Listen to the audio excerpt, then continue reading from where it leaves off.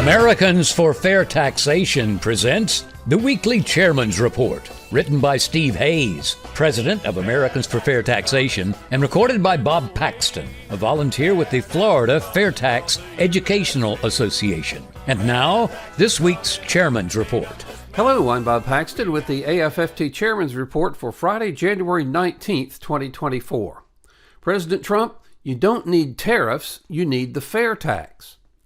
If he's elected, Donald Trump says he wants to impose tariffs of at least 10% on many imported products. Mr. Trump believes that these tariffs would be beneficial to U.S.-based businesses and to their employees. Opponents argue that tariffs start trade wars and increase prices on consumer items. This harms both consumers and U.S. workers. They point out that every job saved may cost consumers as much as $800,000. Now, those who are arguing over tariffs are ignoring the huge elephant in the room, the income payroll tax system. It's an indisputable fact that the federal income payroll tax system punishes U.S. exporters and rewards imports into the United States. Now, there's a simple solution that accomplishes what both President Trump and those on the other side of the issue want.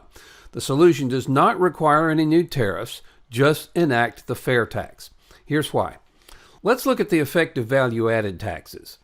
As was discussed in my report 2 weeks ago, our major trading partners increasingly rely on a value-added tax, or VAT, which is a consumption tax, to raise the revenues they need for their governments. Like the FAIRtax, the value-added tax is charged on products that are consumed in the country in which they are produced.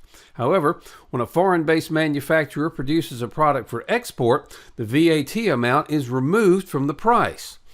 That means that products produced for export by a French company, for example, can be sold on the world market for around 20% less than what that product sells for in France, and the profit remains the same. Products imported into a country with a VAT, every country but the U.S., will have that country's VAT added to the price when the product is sold to consumers. A tax that is not charged on exports is called a border-adjustable tax. Now let's look at the U.S. income payroll tax. In the United States, income and payroll taxes are not border adjustable. The cost of the income payroll tax system increased the price of all U.S.-made goods by between 15 and 25%. That includes goods that are produced for exports.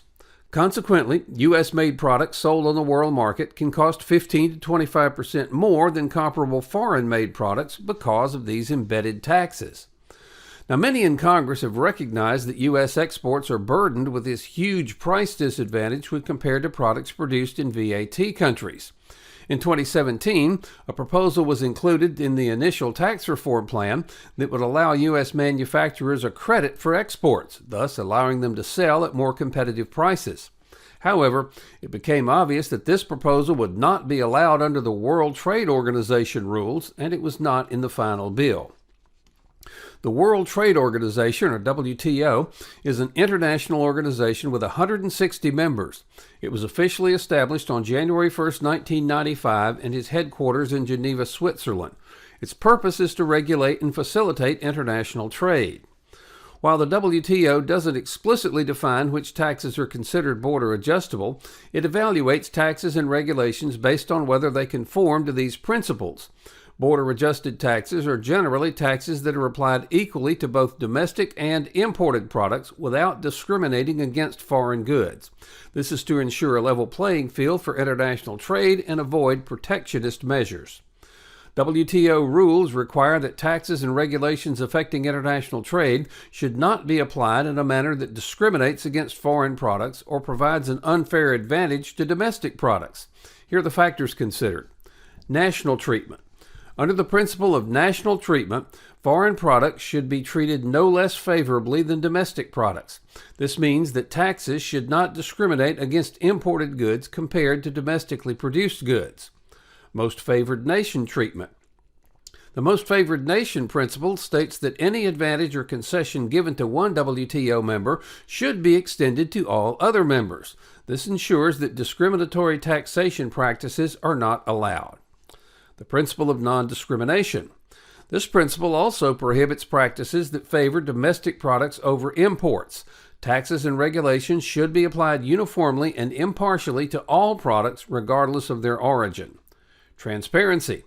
WTO members are encouraged to provide transparent information about their tax systems, making it easier for other countries to assess whether a tax is consistent with the WTO rules.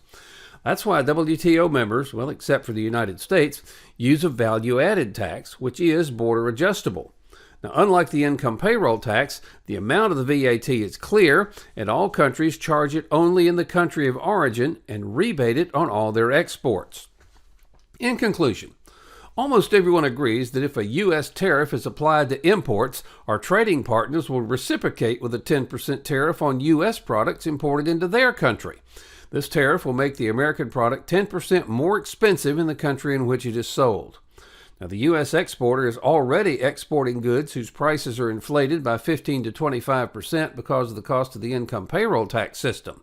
Now the price of his product will be increased by both the VAT and an additional 10% tariff tacked on in the receiving country. Now, it's true, a country exporting to the United States will see the price of their product increased by 10%.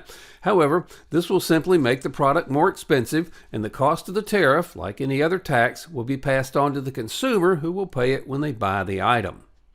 Now, contrast this dismal situation with life under the FAIRtax.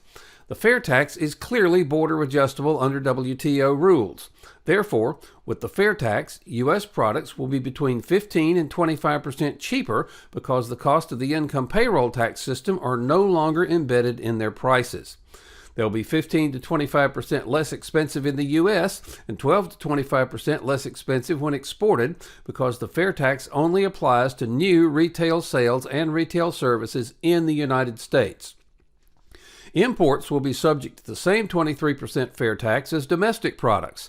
This will eliminate a huge advantage that foreign producers currently have over U.S. producers selling products in the U.S. This will lead to more production and more jobs in the United States. There's no need for tariffs. There's no need for a trade war paid for by the U.S. consumer. The choice is easy. Do we want a system for funding the government that's so simple that everyone can understand it? That shows the cost of the federal government on every retail receipt so all of us understand what we're paying?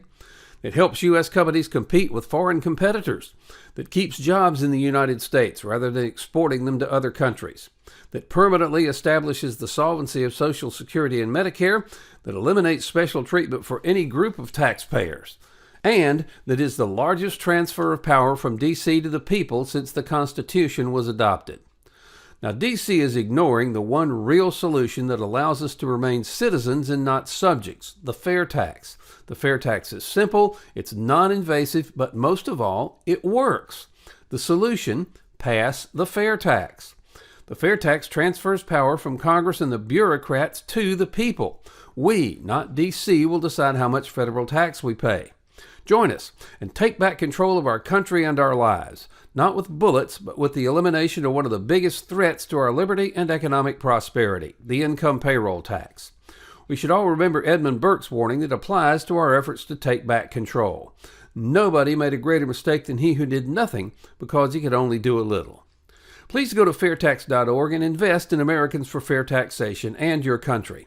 It's an investment in your and your family's future.